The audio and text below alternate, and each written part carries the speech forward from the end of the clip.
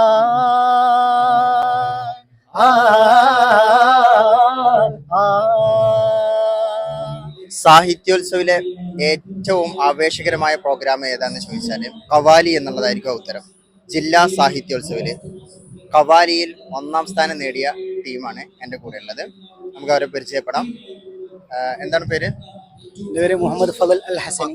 ഫദൽ അൽ Hasani. Muhammad Nu'man. Nu'man. Muhammad Shakir. Division ഏതാണ്? Palakkad division. Palakkad ഡിവിഷനാണ്. രണ്ടാം തവണയാണ് ജില്ലാ സാഹിത്യോത്സവില് ഒന്നാം സ്ഥാനം ലഭിക്കുന്നത്. സ്റ്റേറ്റിൽ എ ഗ്രേഡും ലഭിച്ചിട്ടുണ്ടായിരുന്നു. ഇപ്രാവശ്യം നമുക്ക് ഒന്നാം സ്ഥാനം തന്നെ ലഭിക്കും എന്ന് പ്രതീക്ഷിക്കാം അല്ലേ? ഇൻഷാ അല്ലാഹ്. ഓക്കെ, വേറെ ഏതൊക്കെ ഇവന്റ്സ് ആണ് നിങ്ങൾ പങ്കെടുത്തിട്ടുള്ളത്? ഞാനിപ്പോൾ സീനിയർ മാപ്പിളപ്പാട്ട്, പിന്നെ ഇതിന് മുന്നായിട്ട് കഴിഞ്ഞ വർഷം സൂഫി ഗീതവും അതുപോലെ ഗ്രൂപ്പ് സോങ്ങുകളൊക്കെ പങ്കെടുത്തിട്ടുണ്ട്. നിങ്ങൾ ഏതെങ്കിലും ഇൻഡിവിജ്വൽ ഐറ്റംസിൽ പങ്കെടുത്തിരുന്നോ? ഏതിലാണ്? ജൂനിയർ കഥാരചന മലയാളത്തിലും പിന്നെ കഥാകൃത്ത് കൂടിയാണ്. ജൂനിയർ മാപ്പിളപ്പാട്ടിലും പങ്കെടുത്തിട്ടുണ്ട്. നിങ്ങൾ കവാലിയിൽ കോൺസെൻട്രേറ്റഡ് ആണ് അല്ലേ? നിങ്ങളെ കവാലിയിലെ ഒരു ചെറിയ ലൈന് ഒന്ന് പാടാൻ പറ്റുമോ? ജസ്റ്റ് ഒന്ന്. ഓക്കെ.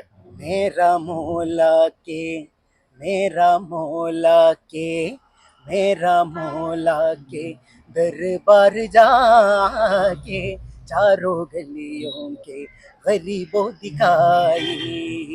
मेरा मौला के दरबार जाके चारों गलियों के गरीबों दिखाई.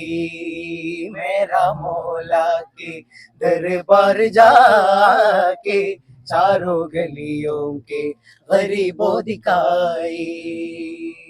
आ आ